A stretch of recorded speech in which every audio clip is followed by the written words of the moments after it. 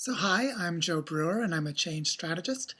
I'm making these videos to help people understand what the large body of knowledge is that's available to create intentional cultural change at the civilization scale.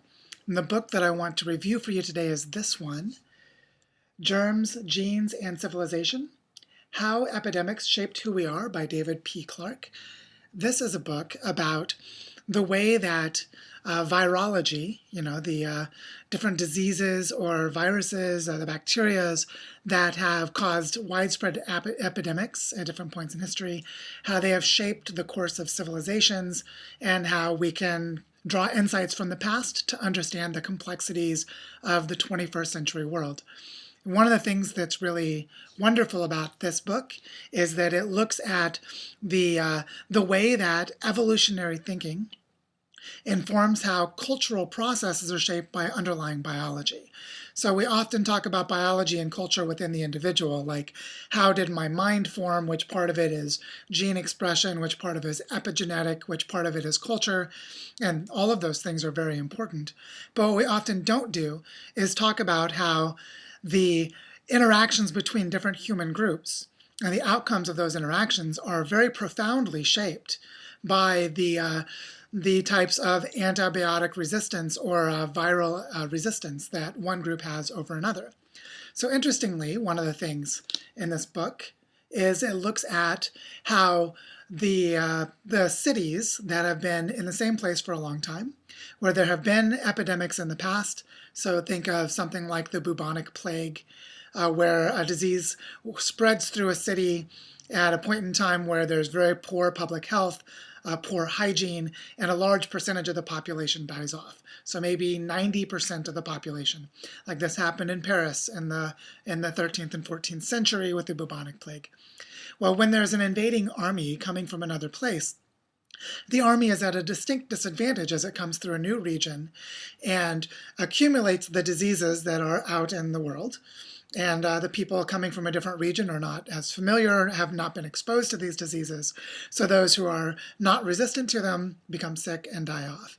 Whereas those who are in the cities that have experienced these epidemics in the past, a large number of the people who are susceptible to the disease were already made sick and died off in a previous generation. So those who are left alive have a larger percentage of the population that is resistant.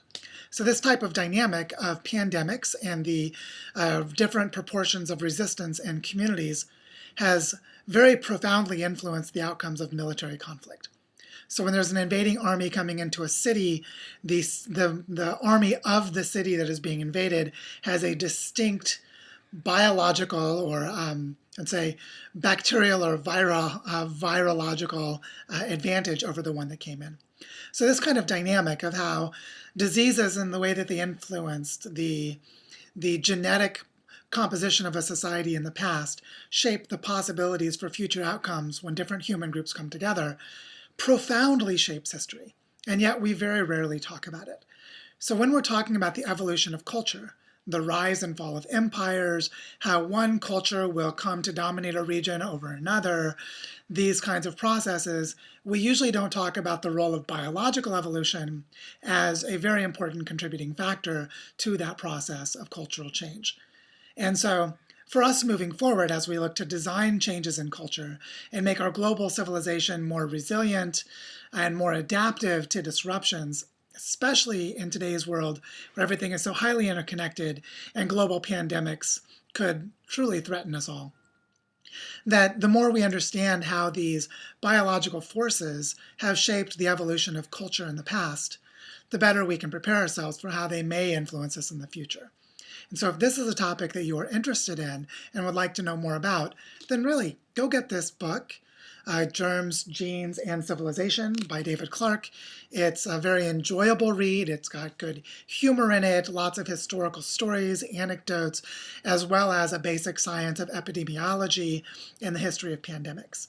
So I think this is a very important piece of the way that we think about sustainability and resilience at the planetary scale moving forward, and especially the way that these pandemics shape the evolution of cultural systems, which is going to be very important for us those of us who are trying to create social policies to help create resilience or robustness for our civilization in the future.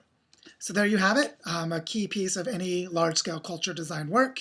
Go and grab your copy today and learn all about the relationship between biology and cultural change. Enjoy.